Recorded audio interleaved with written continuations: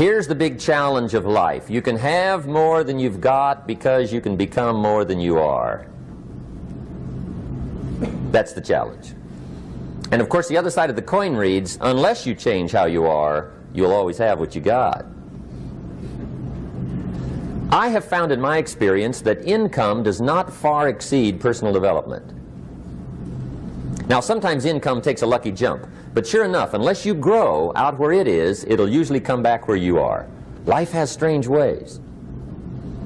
If somebody hands you $1 million, best you become a millionaire quickly, so you get to keep the money. Otherwise, sure enough, it'll disappear. Somebody once said, if you took all the money in the world, divided it up equally among everybody, it would soon all be back in the same pockets. Incredible. Success is something you attract, not something you pursue. Success is looking for a good place to stay. So instead of going after it, you work on yourself. Personal development. See, the major question to ask on the job is not what are you getting. The major question to ask on the job is what are you becoming? See, the big question is not what am I getting paid here. The big question is what am I becoming here? Because true happiness is not contained in what you get. Happiness is contained in what you become. So that's our major subject for tonight, personal development. Of all the assignments Mr. Schoaf gave me at age 25, this was probably the most difficult. In fact, I'm still working on this one. I think it's an unending challenge to see what you can become. The next subject is called Basic Laws. And it's good to study the basics. And I call these basics primarily because they come from the Bible. Now, I'm not a theologian or a minister, and that'll be apparent. But Mr. Schoaf taught me that the Bible was a good textbook for ideas and stories and success equations, how to live the better life. I found out that was true. He also taught me that the Bible is as practical as it is spiritual, and I found out that's true. If you look at your bank account and your income and you're not happy, there are several places in the Bible to check to see what the heck's wrong so you can make the changes. And we're going to cover some of those tonight, called basics. Okay. The next subject is my favorite, setting goals. Mr. Schoaf taught me how to set goals. What a favor that was.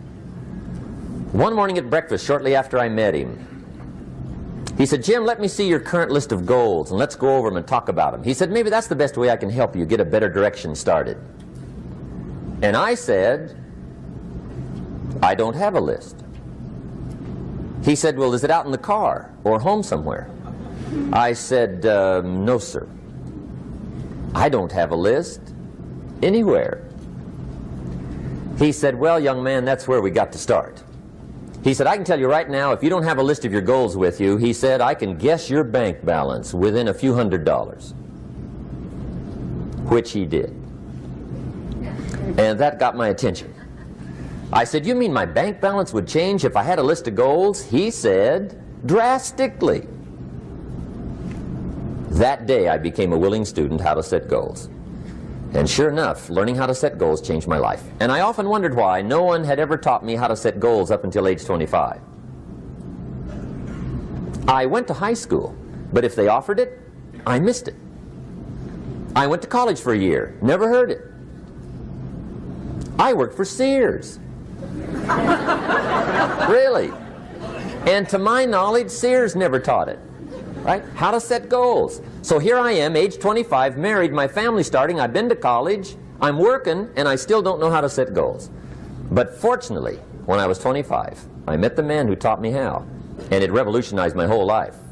Economically, socially, personally, it's incredible. So I want to share with you tonight what Mr. Schoaf shared with me, how to set goals. It can be a life changer. Okay. The next subject is the negative part of the seminar. Life is part negative, so we got to talk about the negative. And this subject is called diseases of attitude. Diseases of attitude. There's a lot of things that can wreck your chances to do well. We live in a rather dangerous world, so you got to be not only wise, you got to be careful. Now, attitude diseases are just as bad as physical diseases, right? High blood pressure, heart trouble. I mean, a lot of things lace your chances to do well. So you've got to be careful. And attitude diseases are deadly. I mean, they'll destroy all the good things you start. Okay? So we'll go through those attitude diseases, how to spot them, how to look for them, what they are, and the cure. And I'm a pro on these because I've had them all, so I can give you excellent advice on these. Now, the last subject we're going to consider tonight is called the day that turns your life around. The day that turns your life around. And under this subject, we're going to talk about the emotions that can change your life. Human beings are emotional creatures, and emotions are powerful for life change. Now, of course, emotions are so powerful they can go either way on you. Emotions can either build or destroy. So you really have to employ emotions properly. We call civilization the intelligent management of human emotions. If you can intelligently apply your emotions in the right direction, no telling what can happen. Could turn your life around one day would be sufficient. So we'll talk about those. Okay.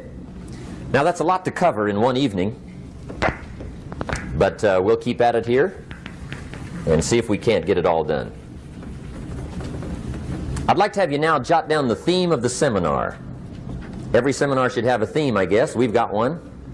It's on some of our literature if you happen to notice it, but if you didn't, for your notes, here it is. The theme of the seminar goes like this: the major key to your better future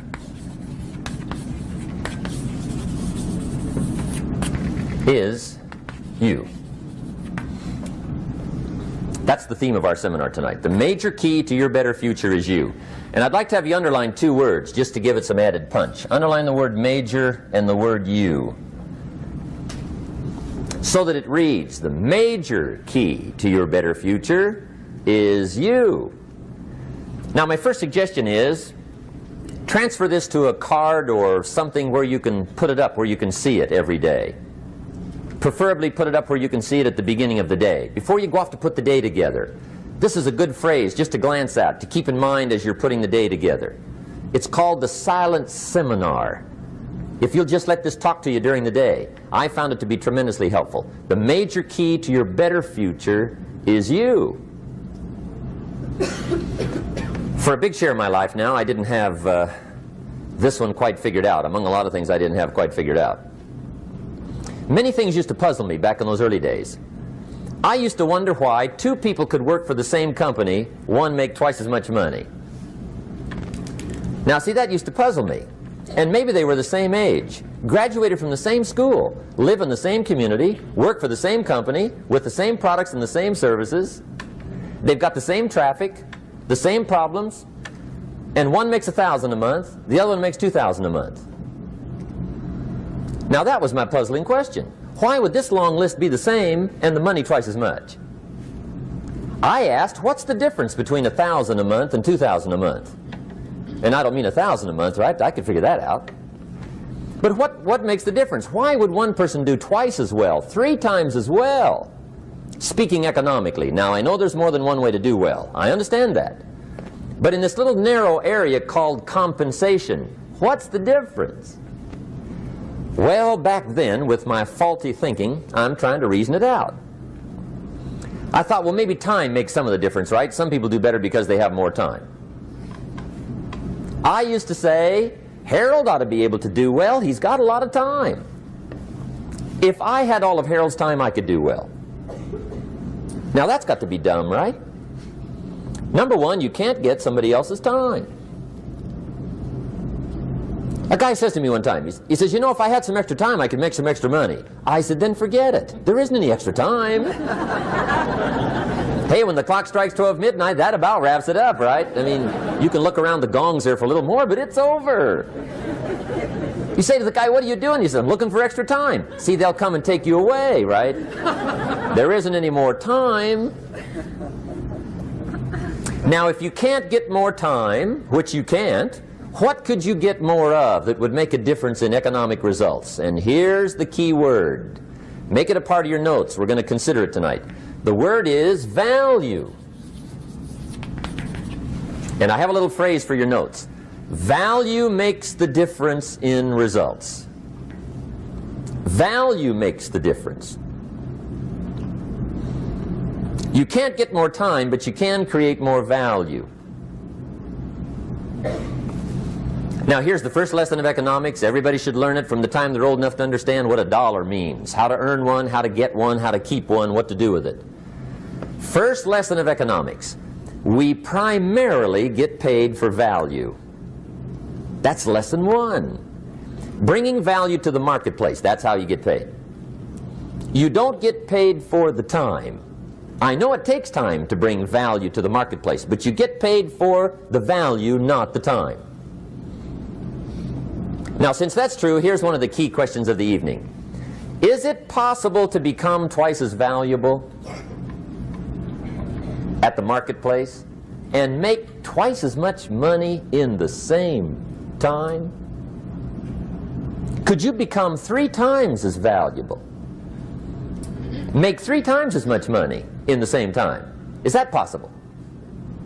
The answer is yes, if. And it's always if, right? Life is known as the big if. Harry Truman once said, life is iffy. How true. And here's the big if, we're going to consider it tonight. It's possible to do much better at the marketplace if you go to work primarily on yourself.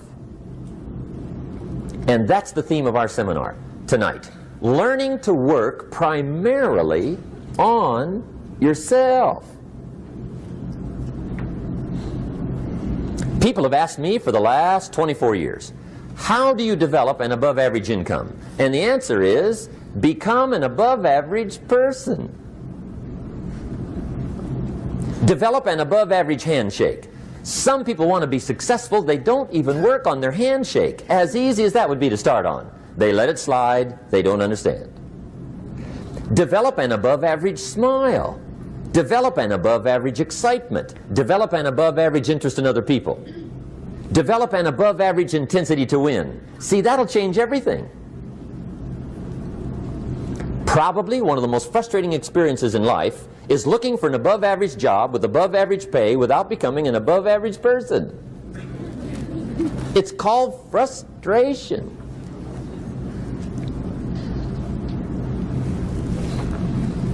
And Mr. Schoaf gave me probably the greatest clue he gave me when I first met him. He said, Jim, if you want to be wealthy and happy the rest of your life, just learn this lesson well.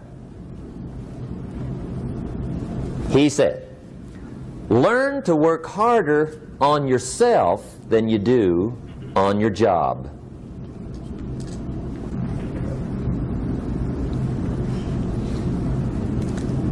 Then Mr. Schoaf gave me probably one of the most important clues among so many things he taught me, but this was in those early days. Mr. Schoaf was very kind, but he was also very abrupt. And he had these interesting questions to ask. I'm giving him a little rundown one day on how things hadn't worked out for me. He said, Mr. Rohn, I've got the answer for you if you will listen carefully. And listen carefully I did that day and for the next 5 years. If somebody's wealthy and happy, you gotta listen. He said, Jim, I've only known you a short time. But he said, it's already my honest opinion that for things to change for you, you got to change. That wasn't quite the answer I was looking for. But that's the answer he gave me, and I pass it along to you on this warm summer evening in Anaheim, California, 1981. For things to change for you, you've got to change. Otherwise, it isn't going to change. Before I met Mr. Schoaf, I used to say, I sure hope things will change. Right? That seemed to be my only hope. If it isn't going to change, I'm in serious trouble. And then I discovered it isn't going to change, so I'm in serious trouble.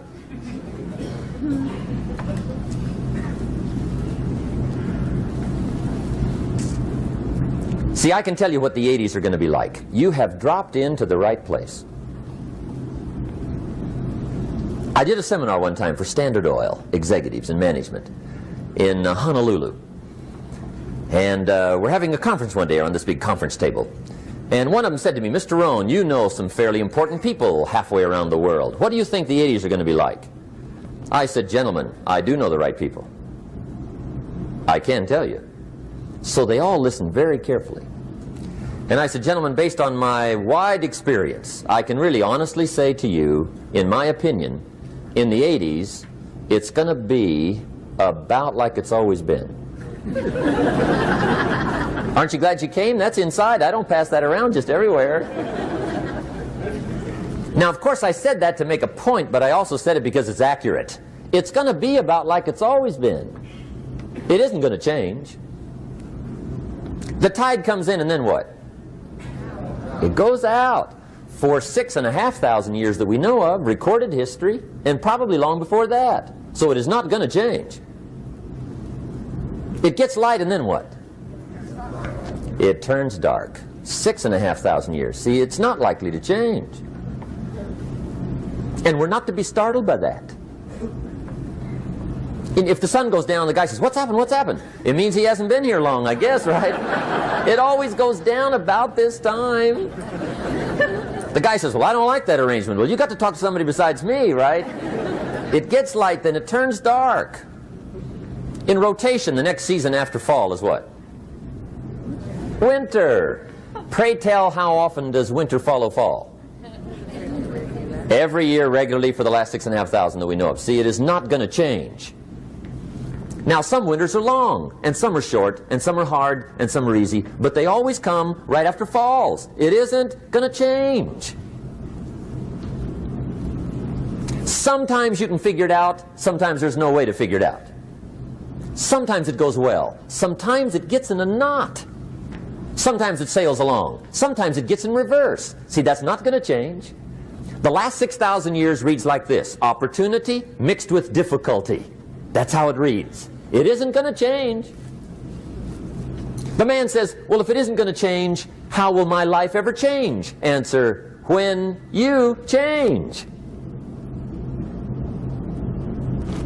And whether I'm talking to high school kids or business executives, my message is always the same. And it goes like this: the only way it gets better for you is when you get better.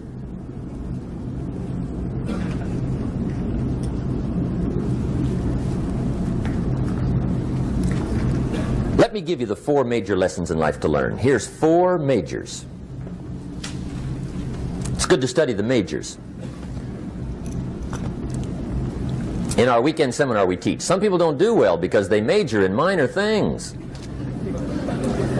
You've got to be on the lookout. At the end of every week, end of every month, you've got to check, make sure you're not spending major time on minor things. We go through that whole series. Majors and minors. Now, let me give you 2 phrases before we get to the 4 majors. This will set it up and you'll see where I'm going. 2 key phrases for your notes. Here's the first one. Life and business is like the changing seasons. That's the first phrase. Life and business is like the changing seasons. One of the best ways to describe life, it's like the seasons. Frank Sinatra sings, life is like the seasons. Now here's the second phrase. Very important. You cannot change the seasons, but you can change yourself. You can't change the seasons, but you can change yourself. And see, that's how life gets better for you, not by chance, but by change. Now, here's the 4 major lessons in life to learn. I've got my first book finished. Came out a couple of weeks ago. This is in it. The 4 major lessons in life to learn. Here they are. Number 1, learn how to handle the winters. That's lesson 1. They come right after falls with regularity. Some are long and some are short and some are hard and some are easy, but they keep coming. You must learn to handle the nights. They come right after days. You must learn to handle difficulty. It comes right after opportunity. You must learn to handle recessions. They always follow progressions. For the last 6,000. See, it isn't going to change. The lesson you must learn is how to handle it. And there's all kinds of winters, right? The winter when you can't figure it out. The winter when it all goes smash. The winter when it turns belly up. The winter when it won't work, when you've run out of money and you've got a broken heart. See, those are winter times. There's all kinds. Economic winters, social winters, personal winters. When your heart is smashed in 1,000 pieces and the nights are unusually long, your prayers seem to go no higher than your head. It's wintertime. Barbara Streisand sings, "It used to be so natural to talk about forever, but used to be's don't count anymore. They just lay on the floor till we sweep them away. You don't sing me love songs, and you don't say you need me, and you don't bring me flowers anymore." A song of winter. But see, the disappointments come. Those are normal. That's part of life. But the question is, how do you handle it? How do you handle the coming winters and the disappointments and the down times? Well, you can't get rid of January by tearing it off the calendar. But here's what you can do. You can get stronger, you can get wiser, and you can get better. The winters won't change, but you can. And that's how life changes for you. See, before I understood, when it was winter, I used to wish it was summer. I didn't understand. When it was hard, I used to wish it was easy. I didn't know. And then Mr. Schoaf gave me a part of his very unique philosophy when he said, "Don't wish it was easier, wish you were better."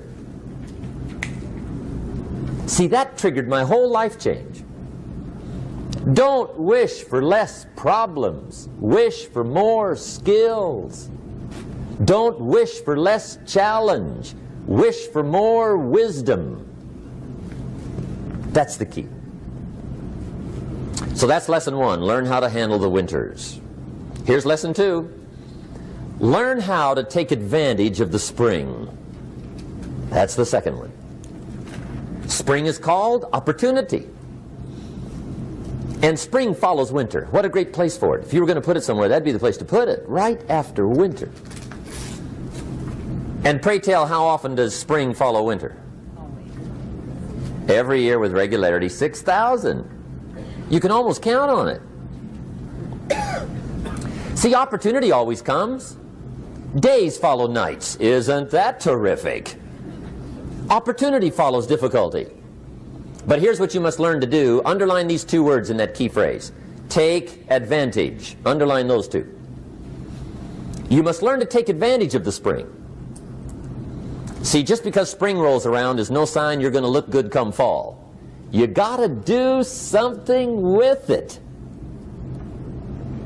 In fact, you have to get good at one of two things in life. Planting in the spring or begging in the fall. Or get somebody to do it for you. See, those are about the only alternatives. Now here's what else you must do. Take advantage of the springs quickly, because there's only a few. Just a handful of springs have been handed to each of us. They don't come forever.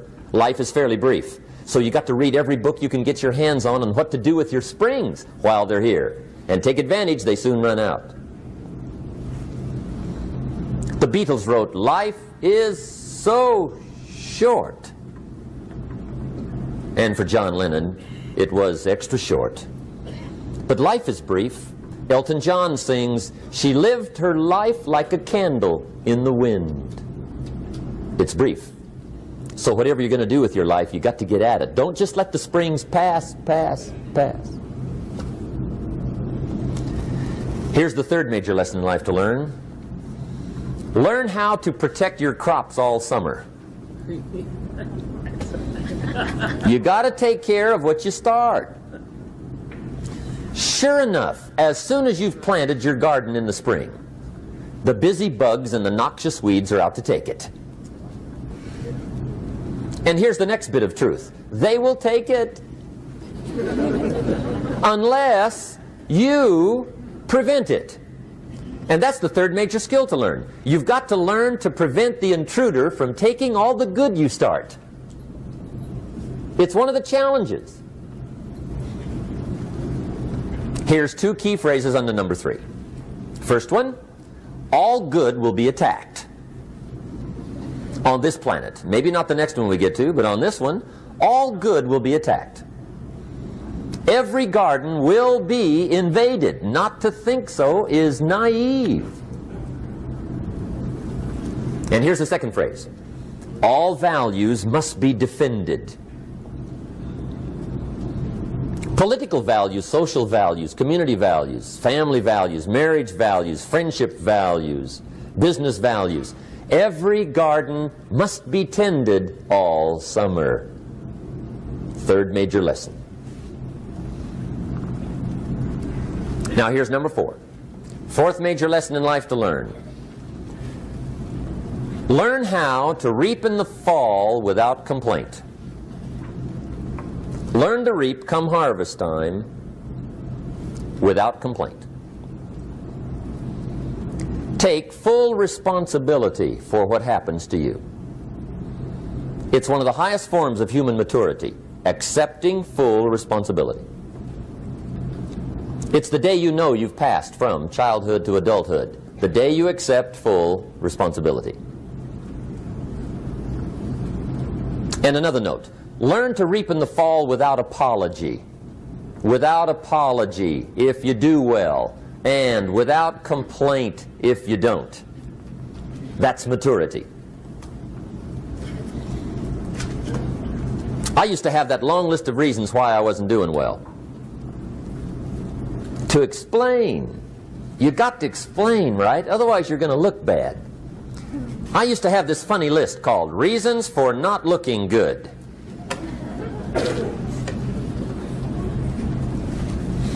I used to blame the government.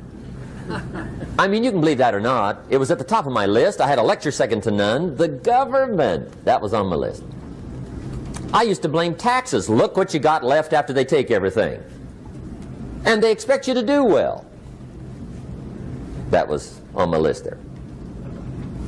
Prices, that one's easy, right? You walk into the supermarket with $20, come out with a little half bag. So I had that on my list. I used to blame the weather. I blamed the traffic. I used to blame my car. I blamed the manufacturers. I used to blame the company. I blamed company policy. I used to blame the training program. I blame my negative relatives. They were always putting me down. I blame my cynical neighbors. They're just selfish, looking out for themselves. Won't loan you money? They were on my list.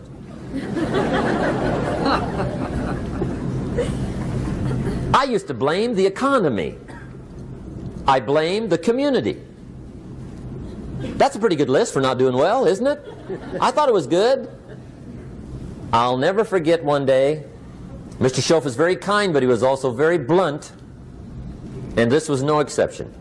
And I'm glad he was blunt. There's a lot of things I'd have missed if he hadn't have been blunt. One day, with sort of a curious look on his face, he said, "Jim, just out of curiosity, tell me, how come you haven't done well up until now?" Excellent question. I thought, well, so I won't look too bad, I'll go through my list. And this list I just gave you, I put that on him. And he was very patient. He let me go through the whole thing, the government, the weather. I went through this whole thing. When I finished, he looked my list over very carefully.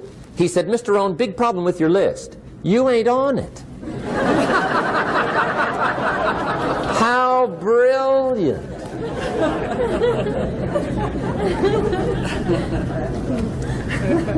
When I went to work for him a few months later, I learned very quickly to tear up my list, reasons for not doing well, and I threw it away. And I got me a fresh piece of paper. And I put one word on it. Me. There's a Black Heritage spiritual that says, "It's not my mother nor my father, nor my brother nor my sister, but it's me, O Lord, standing in the need of prayer." See, I used to blame everything outside. And then let me give you a little philosophy that helped turn my life around. For your notes, here it is. It's not what happens that determines the quality or the quantity of your life. It's not what happens. And the reason is because what happens happens to about everybody. No different. The sun went down on all of us last night. A common event, a happening. And I found out that the same things can happen to two different people. One gets rich and one stays poor. Why is that?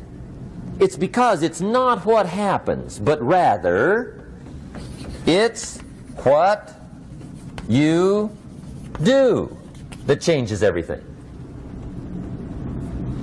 So that's a key phrase. It's not what happens, it's what you do.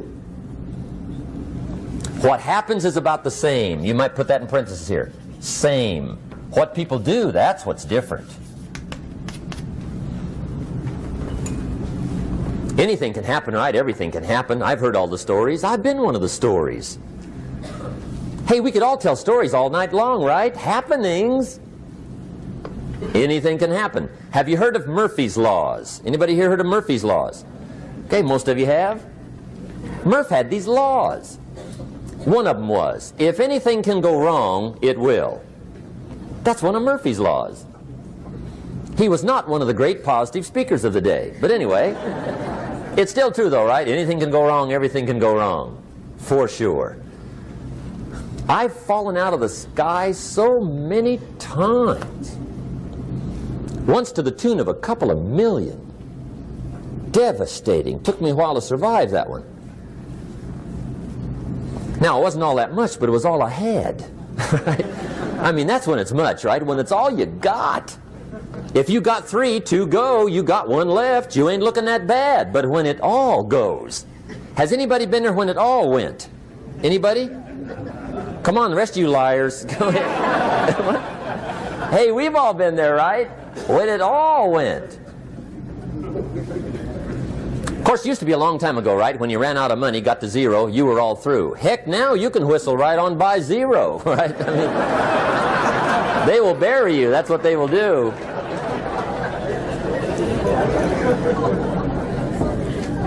But see, those are the happenings, right? Everything can happen. Anything can happen. But it's not the happenings. It's what you do about it. Somebody says, yeah, but you don't understand the disappointments I've had. Come on. Everybody's had their share. Disappointments are not special gifts reserved for the poor. Everybody has them. The difference is what you do about them. It's not the weather. I used to blame the weather, and I discovered it rains on the rich. So see, that won't help. 2 men wake up one morning, there's a rainstorm on. One of them looks out his window, sees the rainstorm, and he says, wow, what a storm. With weather like this, they can't expect you to go out and make sales. He stays home. Same morning, the other guy looks out his window, sees the same storm, says, wow, what a storm. But he says, you know what, with weather like this, what a great day to go out and make sales. Most everybody will probably be home. Especially the salesman.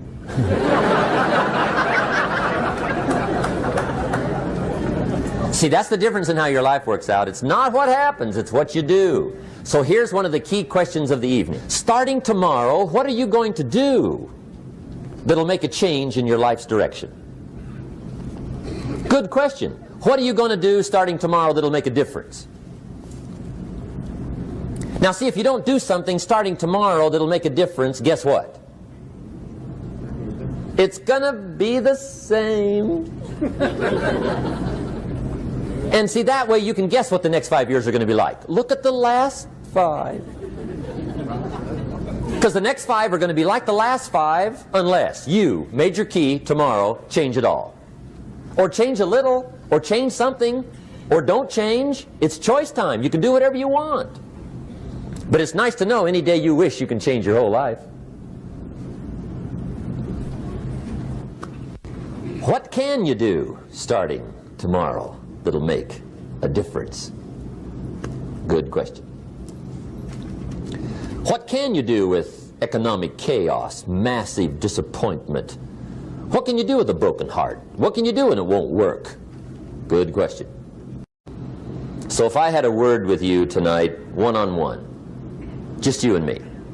I think my personal advice to you would be, this year, 1981, reach down inside of you and come up with some more of those remarkable human gifts.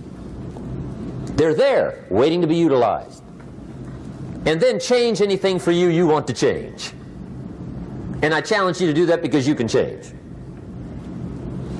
If you don't like how it is for you, change it. If it doesn't suit you, change it. If it doesn't please you, change it. If it isn't enough, change it. And I challenge you to do that because you can change. See, you don't ever have to be the same again after tonight, only by choice.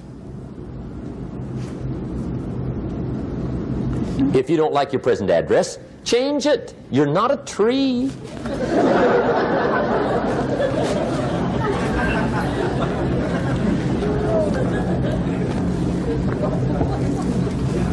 Now, let me give you 3 steps to personal development. Let's get down to the nitty-gritty. What does it take to really make the changes starting tomorrow? It takes more than philosophical pronouncement. I know that. It also takes more than enthusiasm. I know we're hearing a lot about enthusiasm these days, but see, that just won't do the job. We're still hearing the old cliches of the 30s, right? To be enthusiastic, you must act enthusiastic. But see, that's not going to help. After you have leaped about, there are some things you got to do, or it isn't going to change. See, you can get all excited about lifting 200 pounds till you get to the gym. And then you need a new excitement.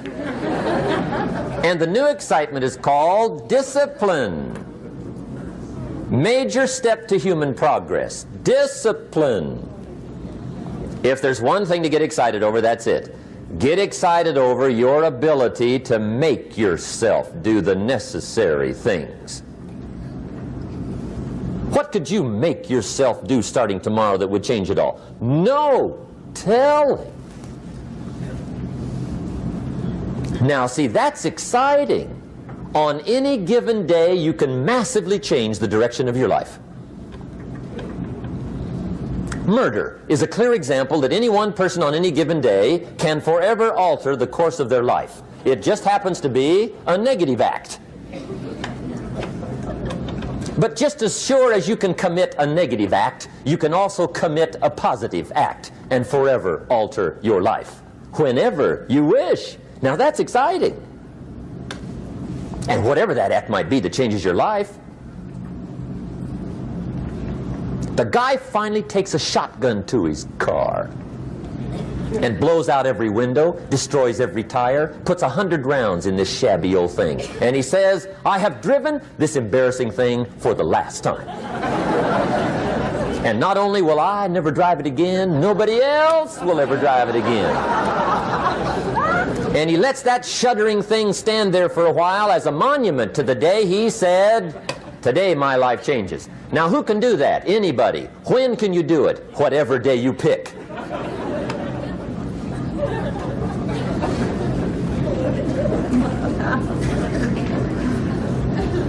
Now here's the key to discipline. Start with the little disciplines, get excited over the little disciplines, and get right on those, because those will lead to the big ones. You can't handle the big challenges in life unless you take on the little ones.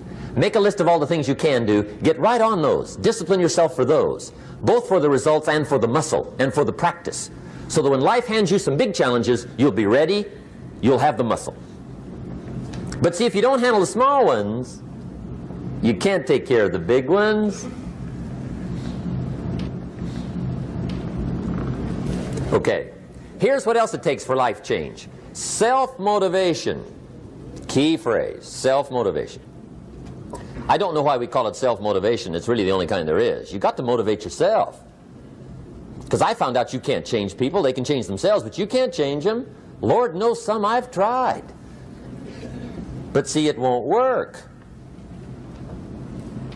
People have to change themselves. I learned some of those lessons early. I built a little sales organization way back in those early days. I'm 25. And I had some nice people. I said, I'm going to make these people successful if it kills me. I almost died, right? I mean, you can't do that.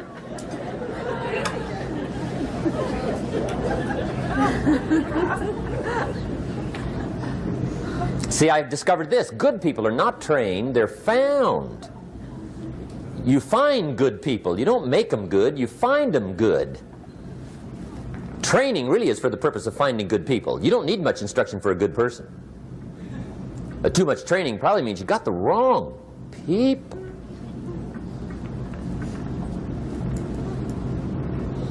So you got to find the right people. That's the key to getting a good job done. One of the major things we learn in management, lesson 1, don't send your ducks to Eagle School.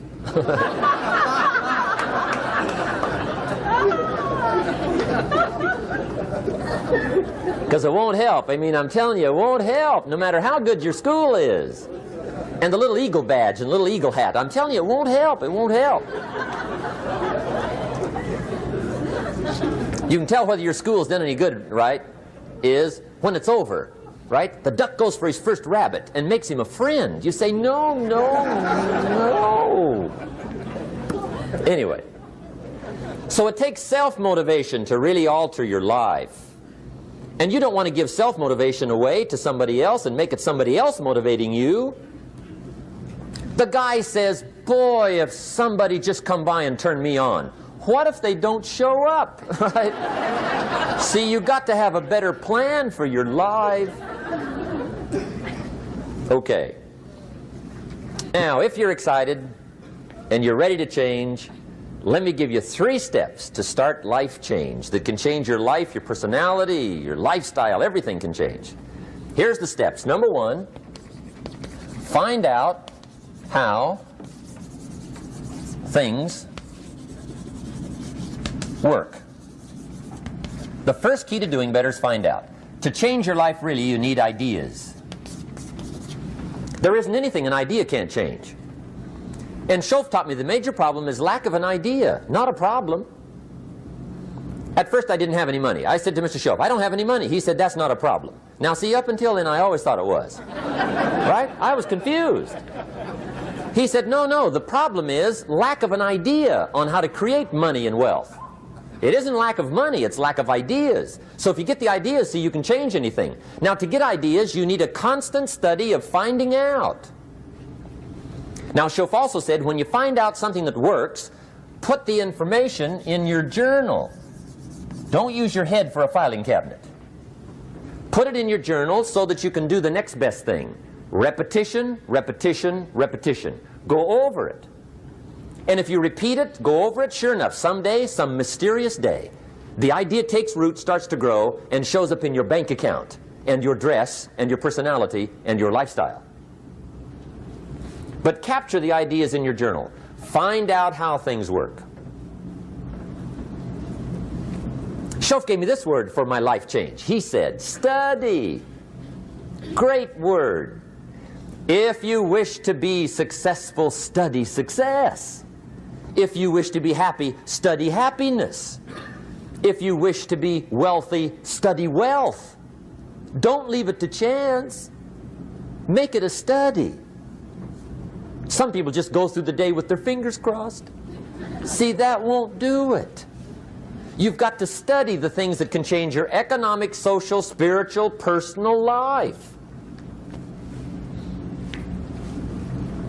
Now here's a qualifying phrase. And we'll have several of these qualifying phrases throughout the seminar. Here's the first one. You may not be able to do all you find out. I understand that. You may not be able to do all you find out, but you should find out all you can do. See, you don't want to wind up at the end of your life and discover that you've lived only 1/10 of it. And the other 9/10 went down the drain. Not for lack of opportunity, for lack of information. So that's number 1, find out how things work. Now here's the best human virtue for finding out. Curiosity. Make a note of that. Curiosity. Be curious. You might add a word to it that'll help. Childish curiosity.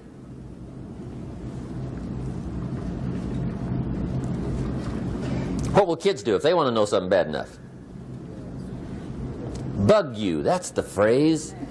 They can ask 1,000 questions. You think they're through? They got another 1,000. They'll drive you to the brink. It's a virtue. when you got to know. Be like a child. In fact, Jesus, the master teacher, said, unless you can become like little children, you might as well forget it. You don't have a prayer. Excellent advice. You got to be like children. 4 ways, in my opinion, to be like a child. Number 1 is curiosity. Number 2 is excitement. Get excited like a child over your ability to make yourself do anything for change. 3rd is faith. Have faith like a child. Adults are too skeptical. And 4th is trust. Trust is a childish virtue, but the rewards are incredible. So be like a child. Now, if you're curious, let me give you 3 ways to find out how to change anything. Any life direction, any dimension. Here's 3 ways to find out how to change anything. Number 1 is to read. Become a good reader. All of the successful people I know and work with around the world, they're all good readers. Curiosity drives them to read. They got to know. They just read.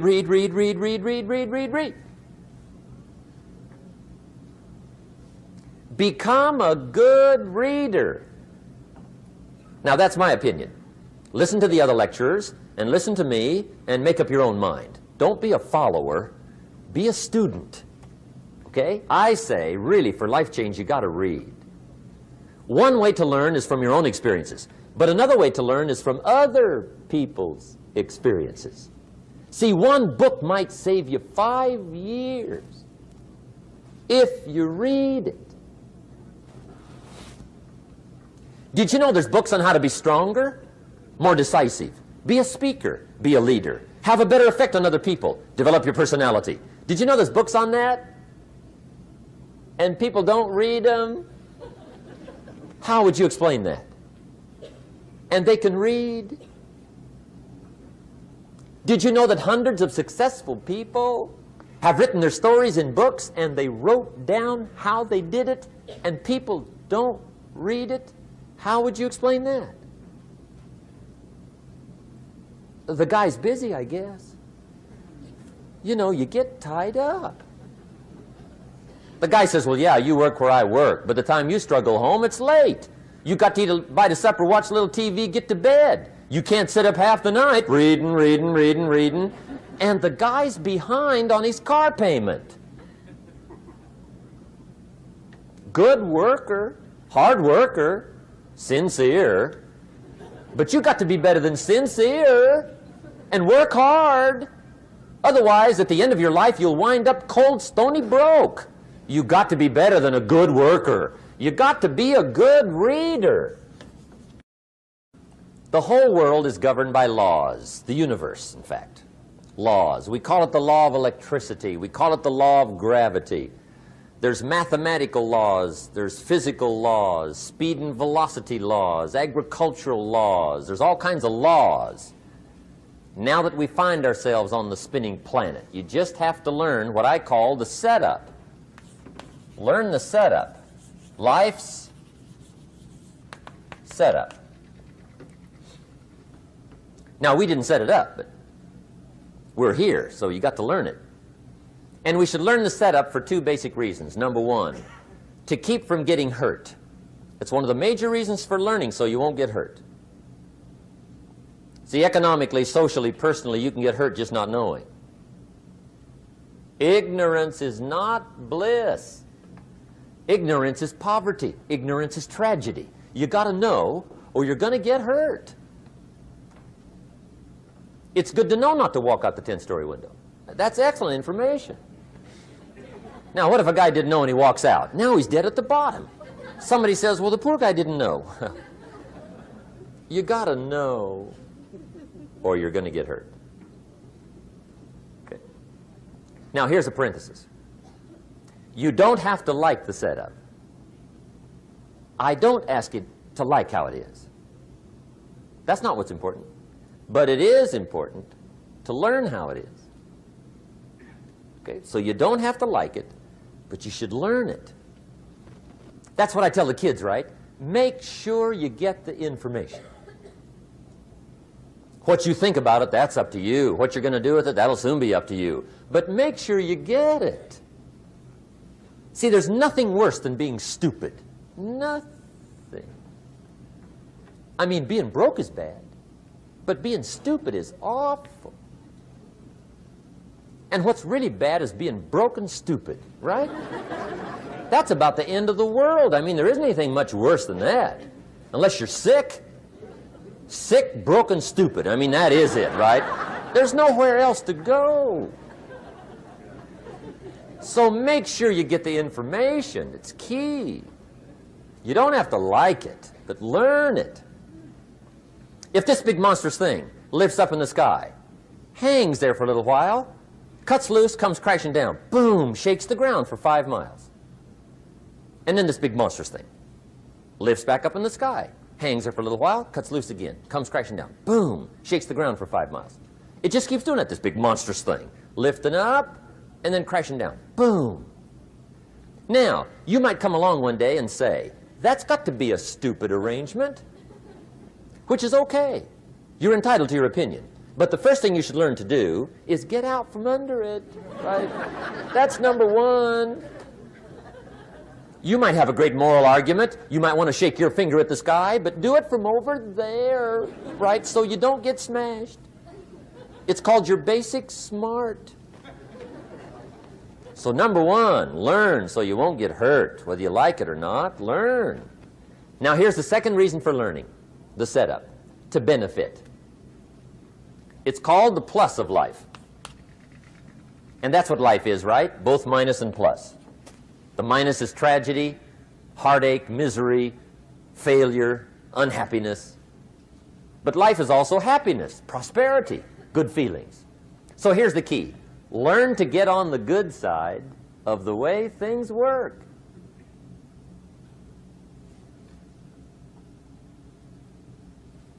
Now, here's 2 of the basic laws, and we'll take our break. Shof taught me these. They come from the Bible. Now, again, I'm an amateur, okay? When it comes to the Bible, I'm not a pro. So you'll sort of have to take my way of putting it. But here they are. The first one is the law of use. The law of use. And it goes something like this. Whatever you don't use, you lose. Lack of use causes loss.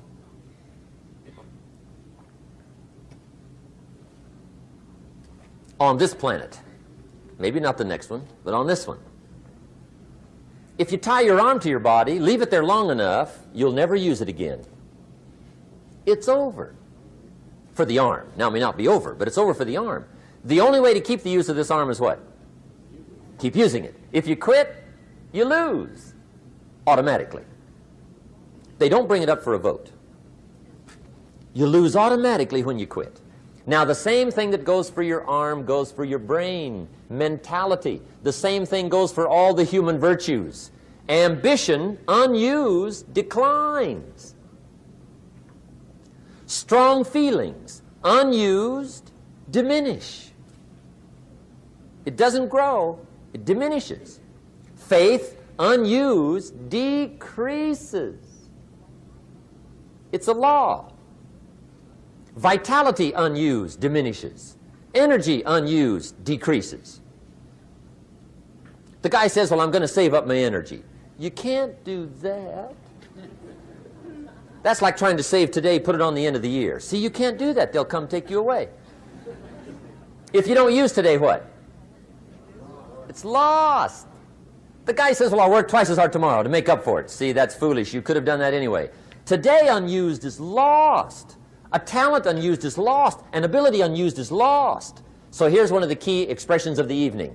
Take a new inventory of yourself. Starting tomorrow, new project. Take a new inventory. And make sure that all of your talent and ability and mentality and ingenuity and vitality and strong feelings, faith, courage, make sure that all you've got's being used. Otherwise, you lose. Now, one of the best illustrations of the law of use is a Bible story called the Parable of the Talents. The Talents story. Interesting story if you haven't read it in a while. Just review it. It's a good story. An ancient story. It says there was a master with 3 servants. He got them together one day and he said to the 3, I've got these talents. And in those ancient days, a talent was a measure of gold. And he said to the 3 servants, take these talents and see what you can do with them while I'm gone. He said, I'm taking a journey and I'll be gone for a while. When I come back, we'll get together, go over the book, see how you did. He said, here's 5 of these talents for you. 5. Here's 2 of them for you. 2. And here's 1 for you. 1. The master said, take those talents, see what you can do with them. When I come back, we'll get together, we'll go over it all. The servant said, okay, master takes off. According to the ancient story, the master comes back from his trip. When he gets back, he gets the 3 servants together, and as he said he would, he asks, how did it go with those talents? You were 5. What happened? That servant said, well, I took the 5 talents you gave me, and I put them to work. A little shaky at first, but he said things finally got rolling. And he said, I poured it on. And he said, my talents grew to 7, 8, 9, 10. He said, I doubled my talents from 5 to 10. Books will show. Master said, one heck of a job. Or something like that. He said, I gave you 2 talents. What happened? That servant said, about the same thing happened to me. I put those 2 talents to work, poured it on. They grew to 3 and then to 4. He said, I doubled my talents from 2 to 4. Books will show. Master said, well done. He said, I gave you 1 talent. What happened? That servant said, well, I took the talent you gave me, and I carefully wrapped it, and I dug a hole and buried it. And camouflaged it, I suppose, right? So nobody would steal it. And he said, fortunately, nobody got it. And he said, I knew you were going to be here today, so I dug it up. Here it is, safely wrapped. I did not lose it while you were gone. According to the ancient story, the master said, take that talent away from him and give it to the man that's got 10. Now you might say, well, I don't like that arrangement. The poor guy's only got 1 talent. He's already got 10. It ought to be more even. Remember, I didn't ask you to like it. But this one I would ask you to learn, because it simply means whatever you do not employ, you forfeit. It's a law. So learn well the law of use. Now here's the second one, and we're going to take our break. Second law from the Bible. This one we've heard since we were small, I'm sure. It's called the law of sowing and reaping. In fact, we've probably heard it so often we could quote it. It says, whatever you sow, what? You shall reap. Fairly blunt, hopefully clear.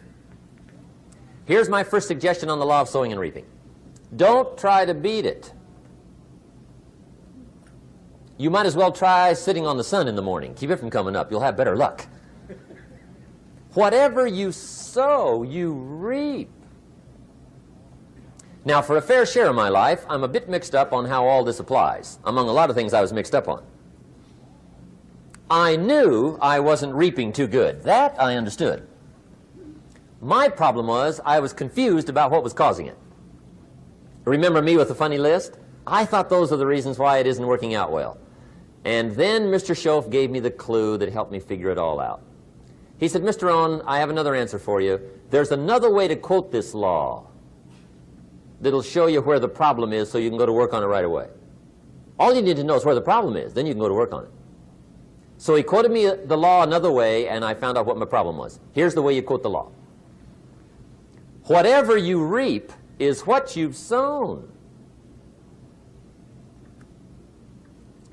Now I knew what my problem was. Whatever you reap is what you've sown. If you don't like the crop, who do you look up? Answer, whoever planted it. And where do you find who planted your crop? Answer, in the mirror.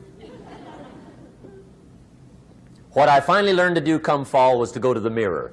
That's where you go. And if necessary, you say, a few skinny carrots? I got to be unimpressed. Where were you last spring? Asleep. Didn't you read the books? Did you break your hoe? Let me give you 7 key points to the law of sowing and reaping. Let's tick right down through the list of 7, and it'll be break time. 7 points to sowing and reaping. Here's part of the philosophy that really helped me to make some changes in life direction. Number 1, the law of sowing and reaping is negative. That's number 1, which simply means if you sow bad, you reap bad. Now, this is kind of 3rd grade, but it doesn't hurt to go over the basics. If you plant thistle seeds, you don't get pumpkins. Honest, no use looking for pumpkins. John says, how come no pumpkins? Come on, John. The law's negative. That's how come. Now, here's number 2. The law's positive, which simply means if you sow good, you reap good. If you plant pumpkin seeds, you don't get thistles. Not from pumpkin seeds. Mother Nature won't pull tricks on you over in the corner snickering, pushing you thistles and you planting pumpkin seeds. She won't do that.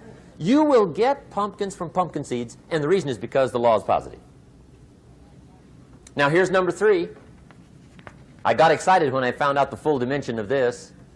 See, you do not reap what you sow, but rather you always reap much more than what you sow.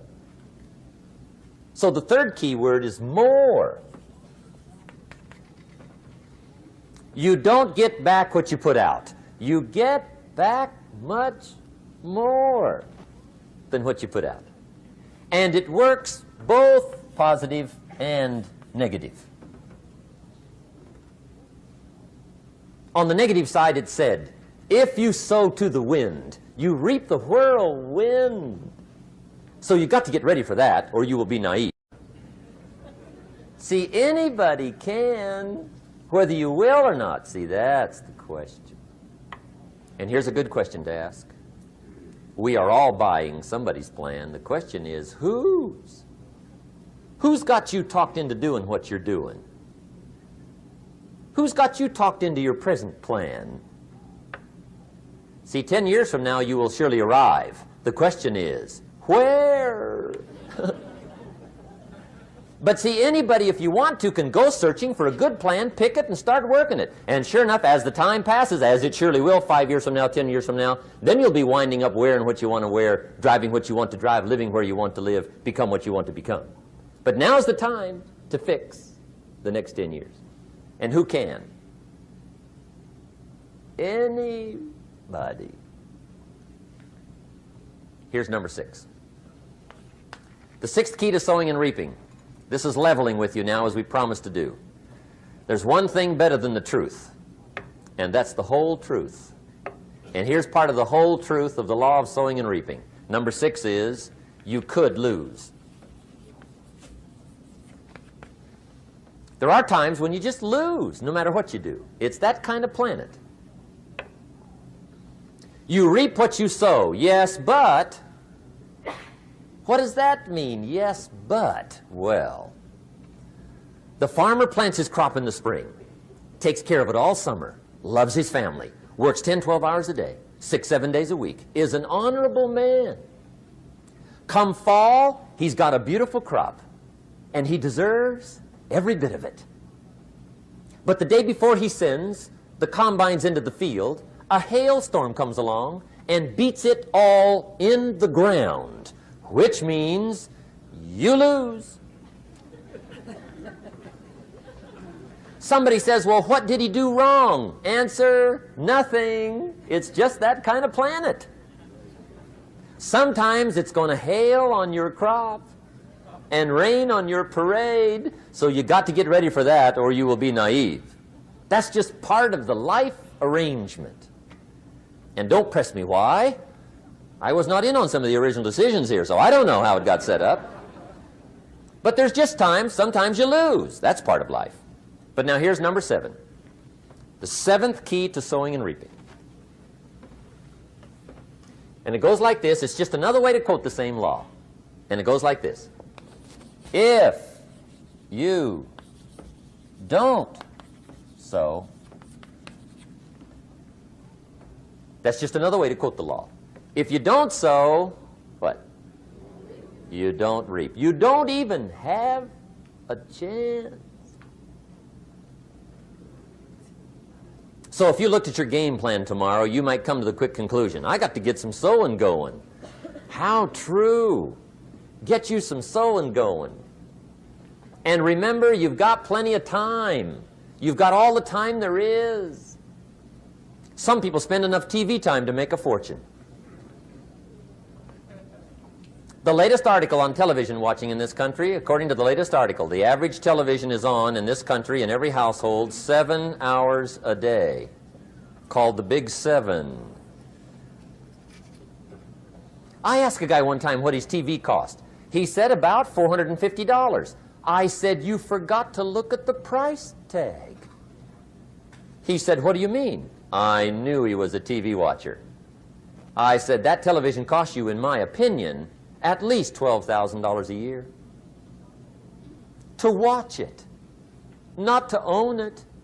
Owning it's cheap. Watching it is what's expensive. And I said, hey, $12,000 a year is too much to pay to watch TV. That's too much. Pay a little, but not $12,000. And he's the guy that said, I hope pay TV never comes.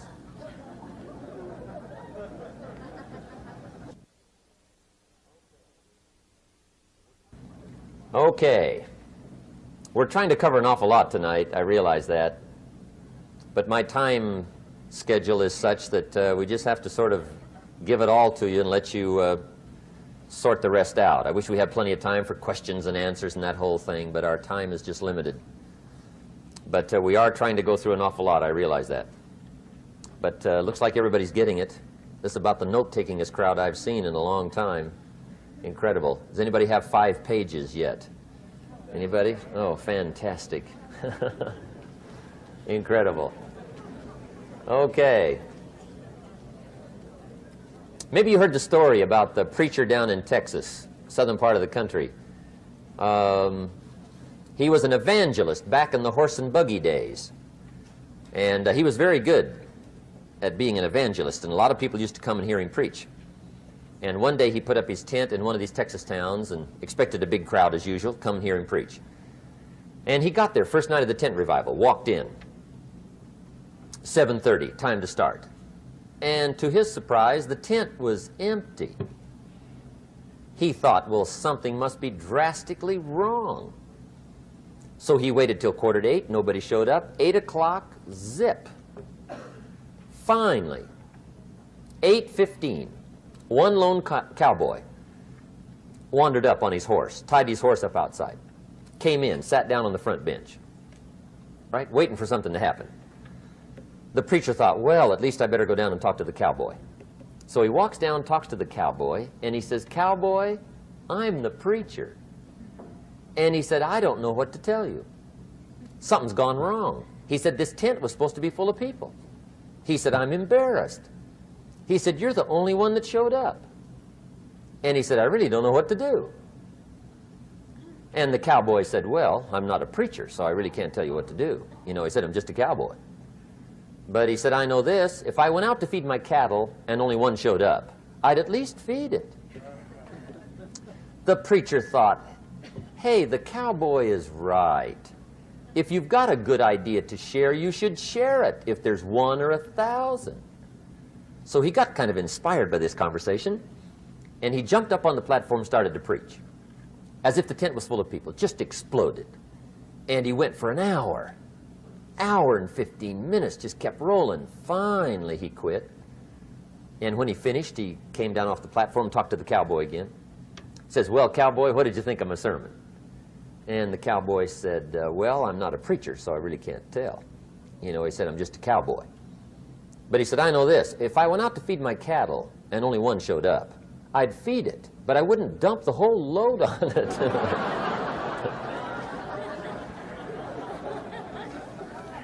So anyway,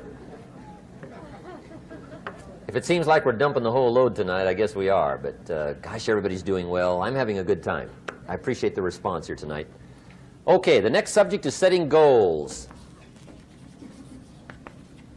Let me show you what turned my life every way but loose. Mr. Shoaf dropped this idea on me, changed me completely. Setting goals. Here's what can easily happen if you don't set goals. It's easy to let life deteriorate into making a living instead of designing a life. And we all have a choice. Make a living or design a life. It's easy to get trapped by economic necessity and settle for existence rather than substance. That's easy. But the best advice I can give you on how to break out of that trap is to learn how to set goals. Mr. Shoaf put it to me this way. He said, Jim, if you had enough reasons, you could do the most incredible things. I never forgot how he put that. If you have enough reasons. See, reasons will change your whole life. Mr. Shoaf said to me, he said, Mr. Rohn, I think you've got plenty of intelligence, you've got plenty of talent, you've got plenty of ability. Probably what you lack is plenty of reasons. He said, I don't think your current bank balance is a true indication of your level of intelligence. I was happy to hear that. He said, I think you're much smarter than your present bank balance indicates. And that turned out to be true. I was much smarter. But of course my first question was, well then why isn't it bigger? And he said, you don't have enough reasons. You've got enough intelligence, but not enough reasons. So see, reasons can change your life. Here's what else I found out. Reasons come first, answers come second. You don't get the answers to do well till you get the reasons. Life has a mysterious way of hanging on to all the answers and only gives them up to the people that are inspired by reasons. So reasons make the difference in how your life works out. Now, what are some of the reasons for doing well? Let's go through a quick list called Reasons for Doing Well. First is personal reasons. Some people do well for recognition. Some people do well for respect. Some people do well for the way it makes them feel. They love the feeling of being a winner. Those are good reasons. I have some millionaire friends that keep working 10, 12 hours a day, making more millions. And it's not because they need the money. It's because they need the joy and the satisfaction and the pleasure that comes from being a constant winner. And see, it's not just the money anyway. It's the journey, not the money. Once in a while somebody says to me, boy, if I had $1 million, I'd never work another day in my life. That's probably why the good Lord sees to it they don't get their million, right? They'd quit. They'd quit. Okay. Next is family reasons. Some people do extremely well for other people, and that's powerful. Human beings can greatly affect each other. Sometimes we will do things for somebody else we will not do for ourselves. We're made that way. I met a man one time who said, Mr. Rohn, to do all the things I want to do with my family around the world, he said, I got to have at least $250,000 a year. I thought, incredible. Could a guy's family affect him that much? And the answer is, of course. How fortunate are the people that find themselves greatly affected by somebody for personal achievement. And we are affected. The writer of a recent song said, "If not for you, the winter would hold no spring, couldn't hear a robin sing. I just wouldn't have a clue if not for you." So we can be affected. That might be one of the most stimulating reasons to do well, finding somebody. When Andrew Carnegie died, the wee little Scotsman that built the big steel industry, when he died, they opened up his desk, and in one of the desk drawers, they found a slip of paper. On that piece of paper, Mr. Carnegie had written his goal for his life, and he wrote it when he was in his 20s. And on that piece of paper, it said, "I'm going to spend the first half of my life accumulating money. I'm going to spend the last half of my life giving it all away." What a goal. He got so inspired by that goal that the first half of his life, he accumulated $450 million. And the last half of his life, he gave it all away. Good question tonight. What's got you turned on? What's got you bombed out of sight to get up early and stay up late and hit it all day? Next question. What's got you turned off? When I found the answers to those two questions, my life exploded into change. I finally found out what had me turned off, and I got that cured. And then I got me a long enough list of reasons to turn me on. And once the lights went on for me, age 25, they've never gone out.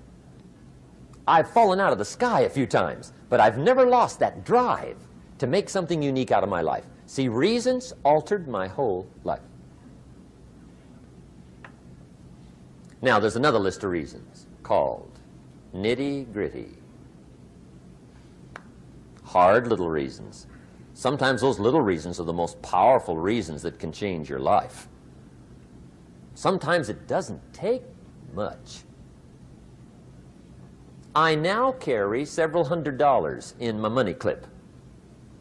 It's only a few $100s, but it was one of those reasons turned my life around. Just before I met Mr. Schoaf, I heard a knock at the door. I go to the door, and there's a little girl standing there about this tall selling Girl Scout cookies. And she gave me one of the finest sales presentations I've ever heard. Special deal, several flavors, this whole package of stuff, $2. And with a big smile, she very politely asked me to buy. And I wanted to. Big problem. I'm broke.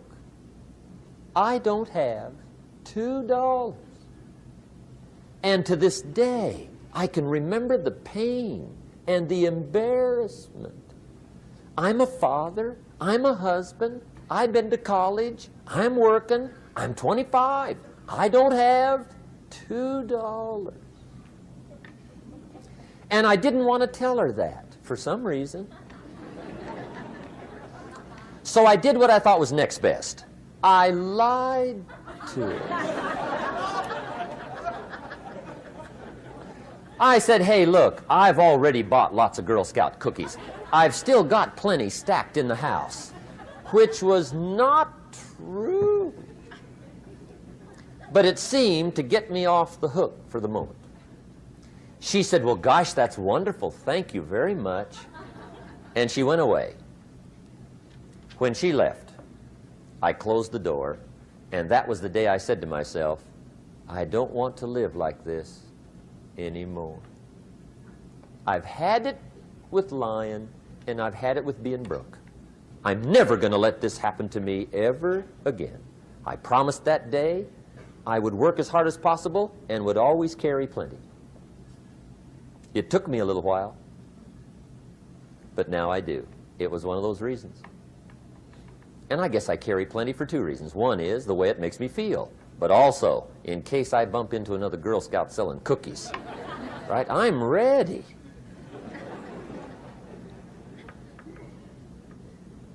I walked out of the Bank of America one time up in Saratoga, California, where I used to live.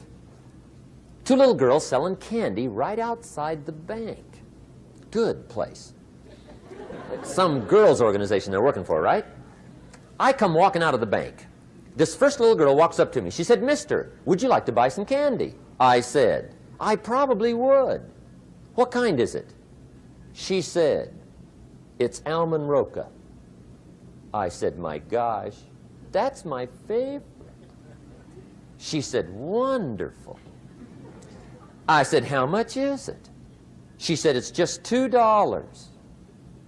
I thought, incredible. I said, "How many boxes of that candy have you got?"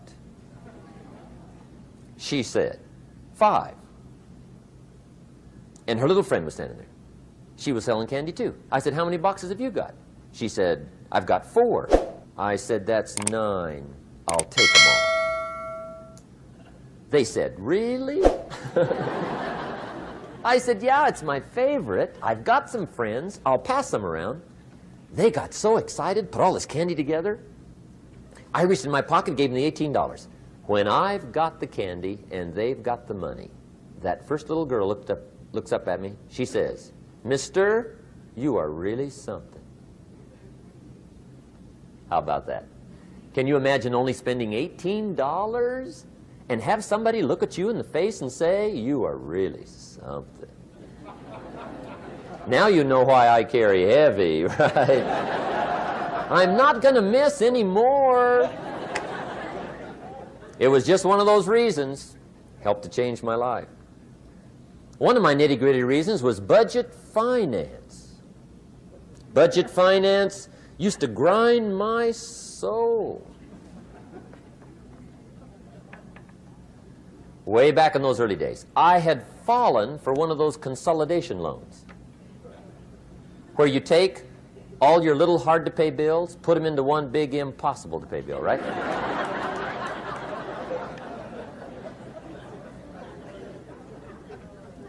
I would get 4 or 5 payments behind. This one guy used to call me day and night.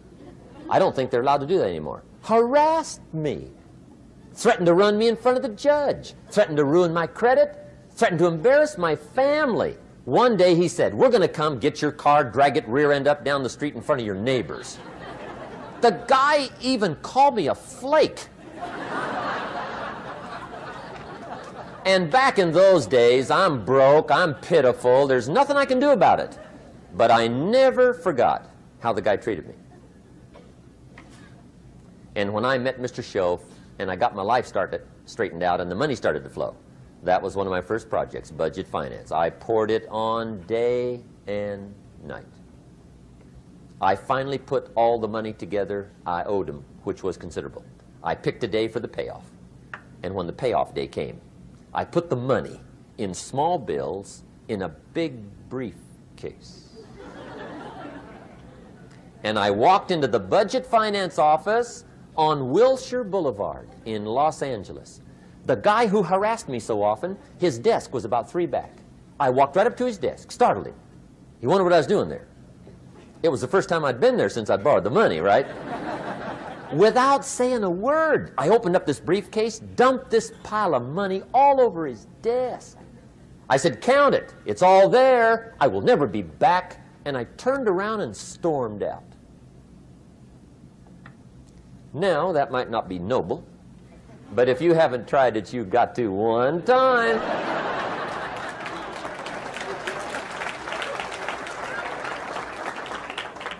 It can be the day that turns your life around. All you need is a reason that turns you on. One of my dear friends, Robert Depew, Bobby used to be a school teacher in Lindsay, olive capital of the world. Bobby taught school several years, got a little weary teaching school. One day decided he wanted to get into sales. So without telling anybody, he just up and quit his job teaching school and jumped into sales. When he did, his brother made fun of him, laughed at him, put him down. said Robert's lost his mind. Had a good job teaching school. Now he thinks he's a salesman. He's going to go down the drain, lose everything. Just put him down something fierce. Bobby said, the way my brother acted when I got into sales, he said, that made me so mad. I decided to get rich. And my question for you tonight is it possible to get that mad? Of course. Wealth is not a matter of intelligence. It's a matter of inspiration. Today, Robert happens to be one of my millionaire friends. Bobby's rich.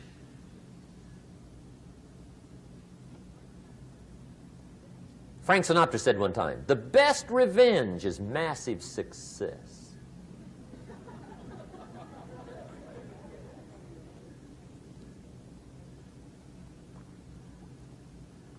Hey, get you a long enough list of reasons so that after tonight you never lack for inspiration. You might not have all the answers right away, but you can get the answers if you can get the reasons. Now, let me give you a little simple formula for goal setting. Okay? We take 2.5 hours on the weekend for the whole 10-year plan. We don't have time for that tonight. But let me get you started with a little simple formula Mr. Schoaf gave me. And maybe this will be helpful. First of all, I've divided goals into two parts. First is long range. Long range goals. That's your dreams. Your dreams for the next 3, 5, 10, 20, 30, 40 years. Actually, the rest of your life. Your dreams. You've got to keep dreaming. Ronald Reagan, president, said to the joint session of Congress a few weeks ago, the Republic is a dream. And if we don't keep dreaming, we will lose the Republic. Your better future is a dream for yourself and for your family. Where do you want to go? What do you want to do? What do you want to be? What do you want to see? You've got to dream dreams. There's a Bible phrase that says, without dreams and visions, people perish. You've got to have something to go for that inspires the heart and the soul. Dreams. From the children of Sanchez, it says, take the crumbs from starving soldiers, they won't die. Take the bread from hungry children, they won't cry. But without dreams, we all will die. You've got to dream. Don't lose your dreams for yourself, for your future, for your family. The dreams of love and enterprise and travel and doing things, becoming something unique on your journey here. Don't lose your dreams. Do some dreaming. That's long-range goals. You've got to have those. So that's number one. Here's the second part of goals, short range. Short-range goals. That's your goals for tomorrow, this week, this month, this year, the immediate future. We call these confidence builders. Because if you set up something short-range, go for it, get it, latch onto it, work hard, accomplish it. That starts building your strong feelings to go for your dreams. Now, I've divided goals into 3 categories. Here they are. Number 1 is economic.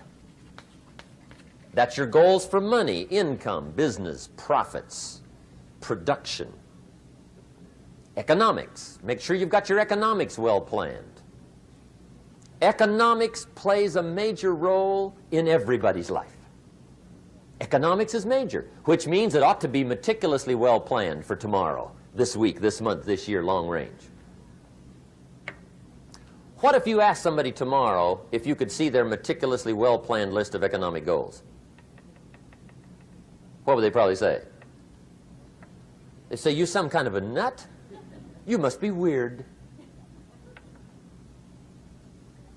Hey, I found out what success is.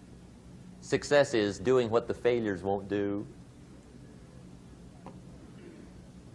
Make sure you've got your economics well planned. It'll put you in the top 5%. One of the key little subjects we talk about on the weekend is the 7 fundamentals for wealth and happiness. And that's one of them, well-planned economics. It's a fundamental if you want to do well. Join the top 5%. Anybody in this room can join the top 5%, if you will. Okay. Now here's the second category of goals, things. Make a list of the things you want. And on my list of things, now I put everything. Little things as well as major things. Doesn't matter how small it is, it goes on my list. I used to just put major things, cars, homes. I don't do that anymore. I now load my list with everything. Everything. And the reason is, part of the fun of having a list is checking it off. That's it. Boy, at the end of the day, if you can go, got it, got it, got it, got it, got it, got it, whatever it is, right? You get into the habit. So load up your list, the things you want. Now, when you check off something major, celebrate. That's an important point to make. Celebrate your achievements. Live it up. Have a party when you reach something you've worked for a while. See, we all grow from two experiences. One is called the pain of losing. The other one is called the joy of winning. We need both of them. Amplify them as much as you can, which also means make losing painful. If you set up something, fooled around, didn't get it, put it on yourself. On the other side, if you did get it, congratulate yourself. Self-congratulations is a sign of maturity. Seeking congratulations is a sign of immaturity. But hey, winning and losing, see, that's what it's all about. That's the name of the game. Now, some people lead such mediocre lives, at the end of the day, they don't know whether they're winning or losing. They got no clue. Guy's just going through the day with his fingers crossed. There's a better way. Okay, here's the third category of goals, personal development. Put those goals together. Personal development goals. That's your goals to be stronger, more decisive, be a speaker, be a leader, learn a language, all kinds of skills. Okay? The whole weekend seminar was designed to improve all your skills so that you walk away more skillful. And that's what you want, the personal development skills. That's what attracts, that's what brings good things to your life, the person you become more skillful. Now, this is quite a package to work on. Economics, things, personal development. For tomorrow, this week, this month, this year, long range. Okay? That'll get you started. Now, here's the simple formula for setting goals. It goes like this. A, work on your goals. That's step one. Work on them. And I put the word work there deliberately. Setting goals is plain hard work. I don't want to kid you. We haven't come here tonight to kid each other. It's work. I know it's work. That's why a lot of people just let it slide. It's work. Many people work hard on their job, but they don't work hard on their future. They just let that slide. And the work involved is making plans. I know most people don't. I understand that. But don't let that be you. Guy says, well, yeah, you work where I work, but the time you struggle home, it's late. You've got to eat a bite of supper, watch a little TV, get to bed. You can't sit up half the night. Plan, plan, plan. And the guy's behind. Good worker, hard worker, sincere. But you've got to be better than sincere, working hard. You've got to be better than a good worker. You've got to be a good planner. Somebody once wisely said, the people who fail to plan are planning to fail. Well said. So work on your goals. Here's step two. Write your goals down. That's so important. I teach my staff around the world, put your goals in your journal. Because one of the major people you want to study is yourself. So here's the list of goals I put together 3 weeks ago. Here's the list of goals I put together 2 years ago. Here's some of the changes I made, rearrangement of my priorities. I scratched these off. I put these on. I've gotten these. Study your accomplishments. Study what your desires are. Put them on paper. Write them down. Here's another reason for writing your goals down. It shows you're serious about doing better. And to do better, you got to get serious. You don't have to be grim, but you must be serious. Everybody hopes things will get better. Everybody hopes. Poor people hope. That ought to tell you something. It means the future does not get better by hope. It gets better by plan. I used to have the affliction called passive hope. It's an affliction. It's bad. Probably what's even worse than that is happy hope. Now that is really bad. That's bad. Happy hope. The guy's 50 and he's broke and he's still smiling. See, that's not good. So get serious about your goals. Put them on paper. Write them down. There's all kinds. His goals, her goals, their goals. Business goals, financial independence goals, family goals. I mean, there's so many things to work on this that if you don't get busy and work on it, sure enough, the time will pass. And sure enough, 5 years from now, you'll wind up where you don't want to be, wearing what you don't want to wear, driving what you don't want to drive, being what you don't want to be. Now's the time to fix it. Now, here's the third step to your goals. Check the size of your goals and the kinds of goals. How big they are, what kind they are, affects you. And here's one of the important phrases of the evening. Your goals are affecting you, whatever they are. Your goals affect your handshake. Your goals affect your attitude, personality. Your goals affect the way you walk, the way you talk, the way you dress. All day long, we're being affected by our goals. Now, some people have goals, but they have such lousy goals. The effect is bad. I asked a guy one time, what are your goals for this month? The guy said, look, if I could just scrape up enough money to pay these lousy bills. That was his goal. I'm not saying it isn't a goal. It's a goal, but it's such a lousy goal, the effect is bad. You don't jump out of bed on Monday morning and say, oh boy, another chance to go out and scrape up the money to pay my lousy bills. See, you don't do that. Usually you say, oh, not another Monday.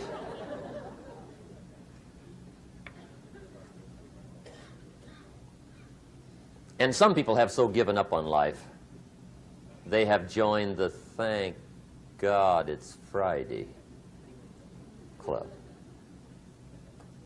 How sad. Surely those are the same people, when life is over for them, will say, thank God it's over.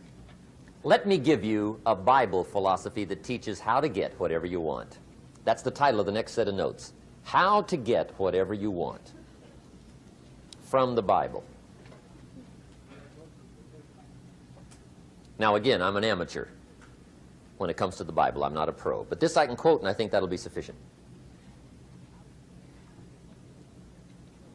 How to get whatever you want. Here's what it says if you're ready. It says, ask,